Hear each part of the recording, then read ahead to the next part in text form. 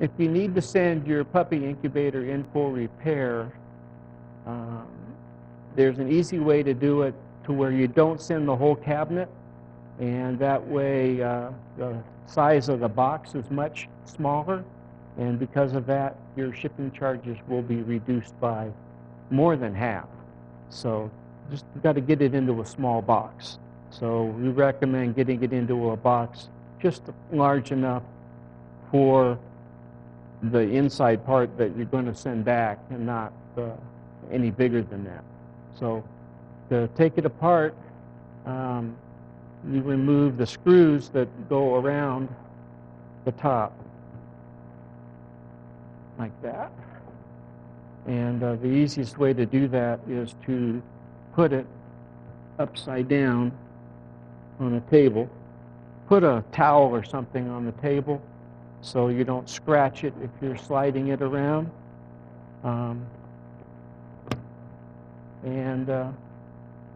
There's 2 screws on the inside. There's a seam that separates a small part of the inside from the large part of the inside. And the seam is right here, and the screws are right here. Okay, so you pull these out, like so.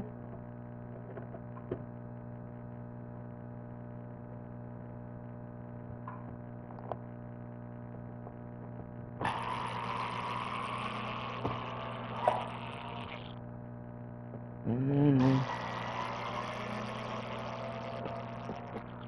pull out the rest of the screws. Now you can use a regular Phillips screwdriver to do this. It's just slower.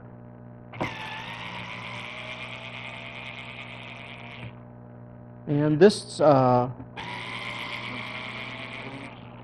is an incubator ready to ship out tomorrow. So I'm just using it for this demonstration. And that's why it has the protective film over the door in the front.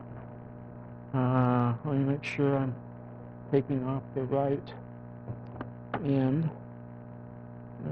Yeah.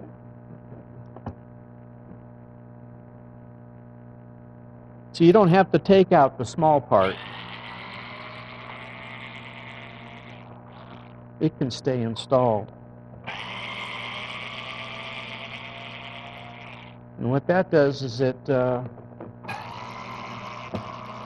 means you don't have to take out as many screws.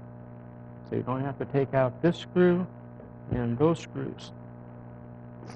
Okay, so now the easiest way to do this now is to put it up on its end like so. And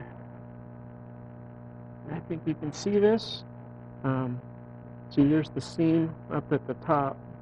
What you want to do is you reach in with your hand and just push it between this back wall and the inside top, and push out the back wall a little bit, and then rotate this open.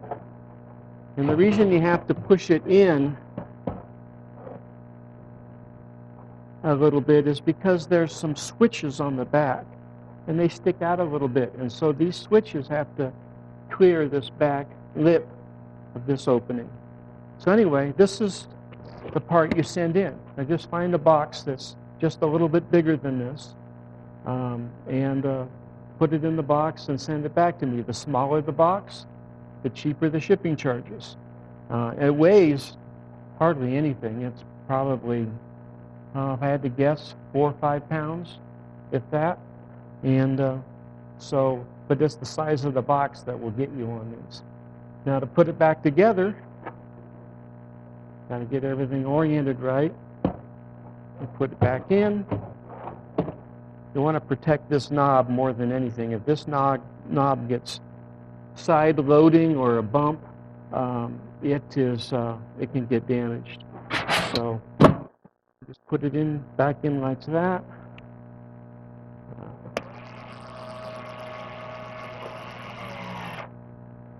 And then you put the screws back in. And there's The two inside screws are slightly smaller, so you want to make sure that those go back where they belong. It's not critical.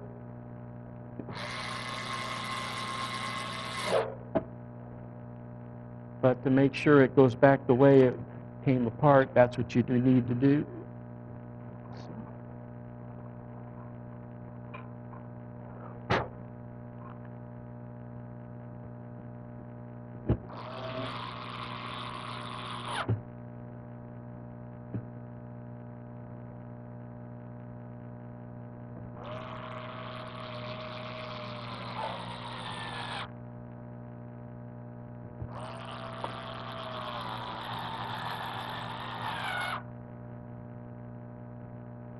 I doubt you'll ever have to do this, but then again, if you're watching this video, maybe you do.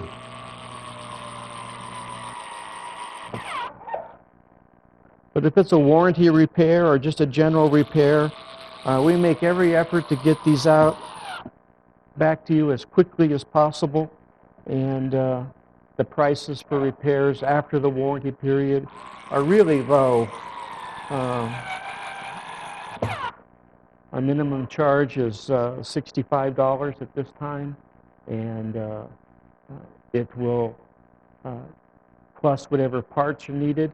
We don't have to replace the whole motherboard or a whole assembly when there's a repair needed.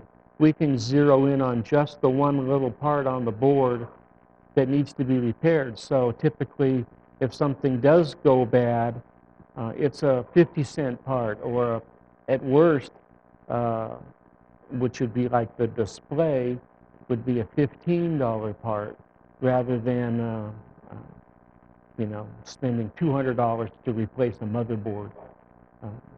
Now, the other thing that does wear out on these, and it takes a while, takes 5-6 years, is the fan. I mean, it's the only moving part, and it spins, and at some point the bearings wear out. So, but that's really all there is to it.